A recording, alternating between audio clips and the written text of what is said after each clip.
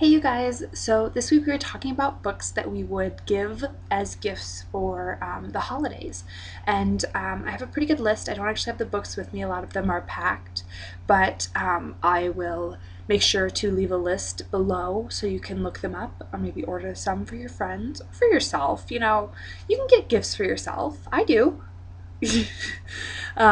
So first off, if you or your friend enjoys like the Hunger Games, I would recommend Blood Red Road by Moira Young. I'm not sure if I said that right, but I read that one earlier this year and it was fabulous.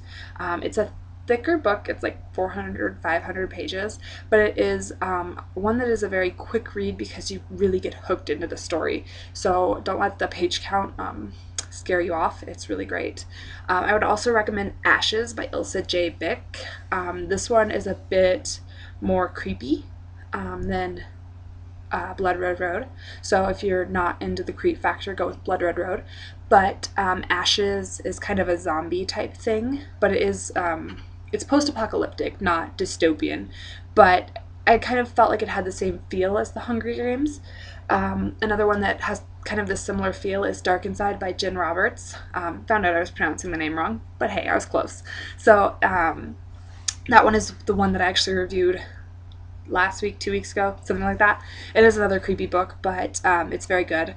And so those would be great for any friends that like the Hunger Games.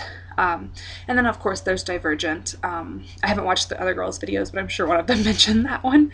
So Divergent is very good dystopian. So it's another thick one, though, but don't let the page count scare you off of that one either. I read it in like a day. It was so good. For fans of like Anna and the French Kiss, I would recommend obviously the sequel, Lola and the Boy Next Door.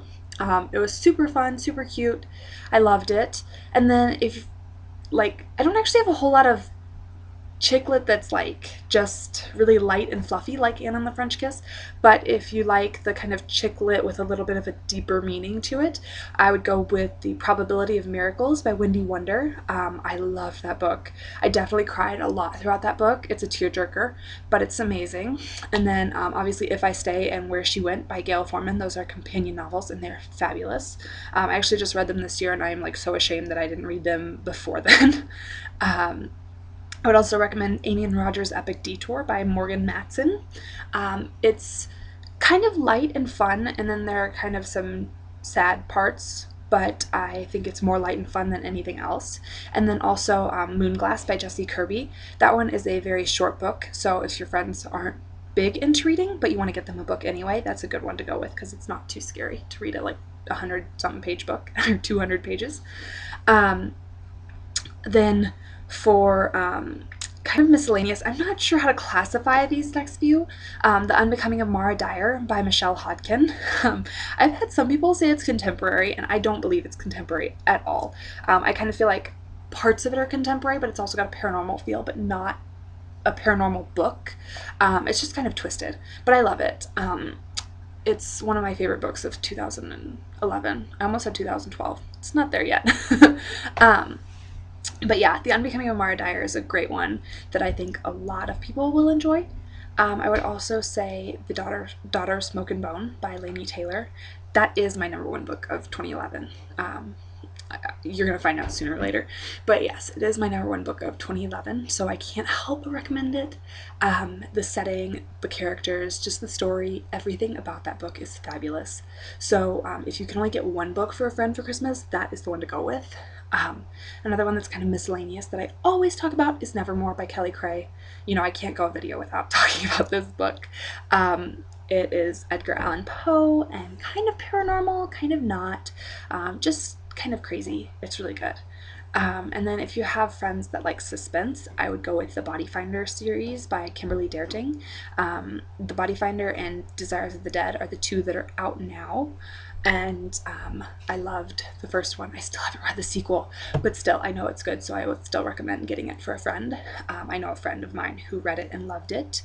And then, another suspense series, Pretty Little Liars. I'm sure a bunch of you guys have read it and a bunch of your friends have read it, but if not, that's a good one. And then, of course, The Lying Game would be another one. I'm trying to think of any others. I think I've covered most of my favorite books. Then, like, if you like dark and twisted, like fairies and stuff, I would go with the Iron Fae series by Julie Kagawa, which starts with the Iron King, I want to say. I get them all mixed up. It's King, Daughter, Queen, Knight, I think. Pretty sure I'm right on that one. But that series is awesome and kind of dark and twisted and creepy and just it has hot boys in it too. And then another fairy series that I can't help but mention is Wicked Lovely by Melissa Marr. And Wicked Lovely is the first book in that series. I think there are 5 books in the series, and both the Iron Fae series and the Wicked Lovely series are complete now. So there won't be cliffhangers because you can just go out and buy the next book. So those are all the books that I'm going to mention. I think they are fabulous books, and I'm sure your friends will love any books you get them, because who can't help but love a book for Christmas? I'm very happy to get books for Christmas, so I find it just absolutely horrifying when somebody doesn't love getting a book for Christmas. But yeah, I'm going to stop rambling now. Let me know what you think of my suggestions, and if you think I'm missing any, maybe I'll get some from my friends. See you guys next week.